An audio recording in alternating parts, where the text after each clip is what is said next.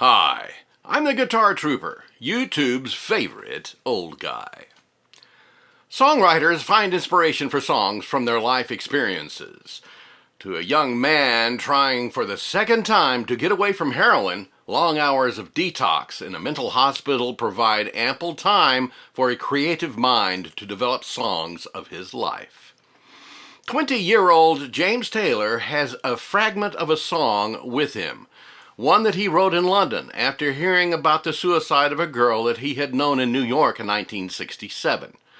He didn't know it then, but he would, years later, find himself singing that song hundreds upon hundreds of times for thousands of people over decades of concerts. They let me know.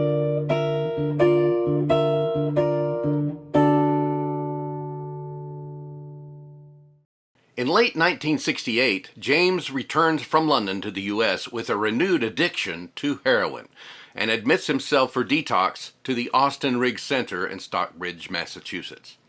Peter Asher moves to the U.S. at the same time and is James Taylor's manager and producer. It's mid-January 1969. James Taylor, whose Destined to Fail album with Apple Records was just released the prior December, is discharged from the Austin Riggs Center, where he has had further inspiration to complete the lyric that he had started in his apartment in London. As will become a routine with many of his songs, he writes 3 verses describing feelings from 3 different perspectives. The first about the difficulty of dealing with the loss of his girlfriend Suzanne Snare, the second about his struggles with detox, and the third about his leaving London and finding recovery. Unlike most of his other songs, though, there is only a refrain and no bridge. Along with finishing this song, he also writes other songs during the same period that will end up on the Sweet Baby James album. It's July 1969. James has begun performing again. He gets a spot at the Troubadour in L.A. and continues to build audience response. He also meets Carole King there, and they become fast friends. He performs on July 20th at the Newport Folk Festival, but only gets about 15 minutes into the set before it is interrupted because of the Apollo 11 moon landing announcement. He has other appearances scheduled through August 15th, and they are all successful shows. In late August, though, he is involved in a motorcycle accident while at Martha's Vineyard, breaking bones in both hands and both feet. Peter is concerned that James' ability to play may not recover soon, or ever.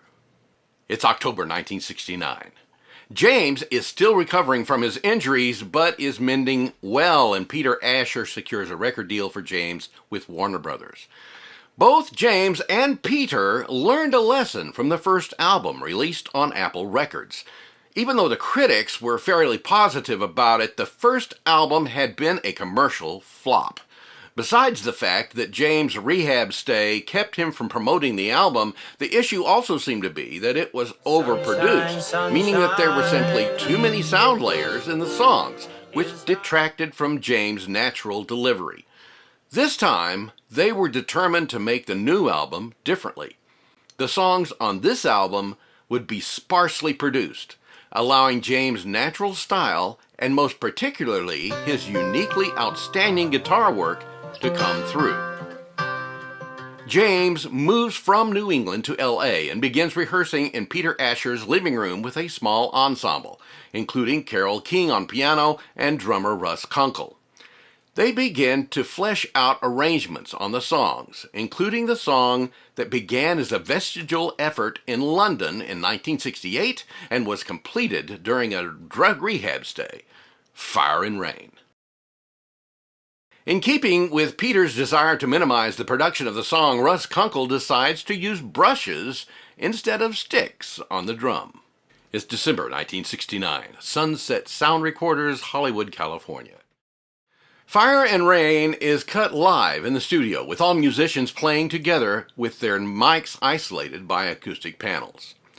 James is playing his Gibson J50 guitar and sings the lead.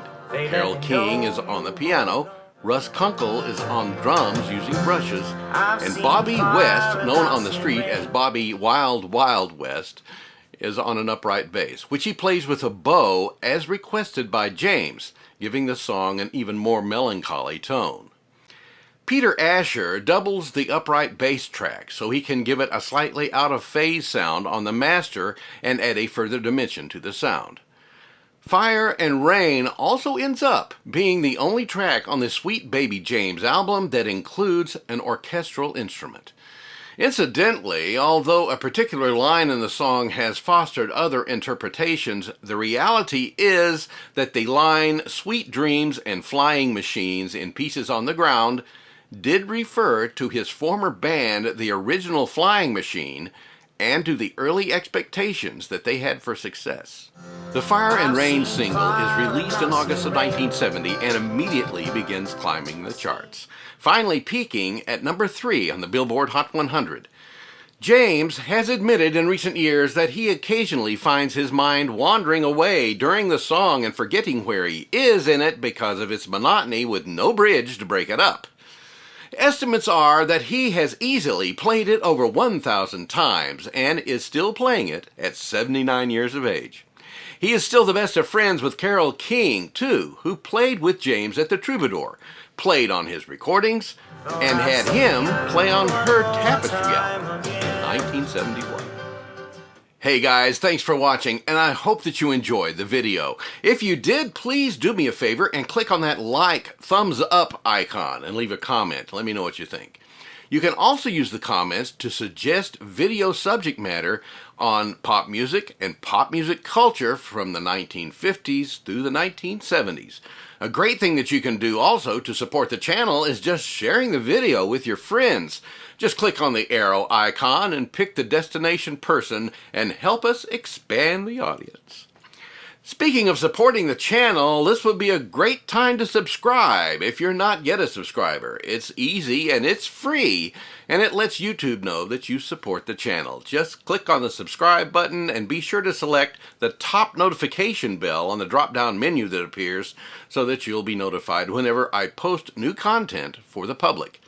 If you would like the opportunity to see new content a few days earlier when it is viewable only to channel members, you can upgrade your subscription to become a channel member. Just click on the join icon and follow the instructions. It's not free to upgrade, but it's as cheap as YouTube would let me make it. Thanks again for watching.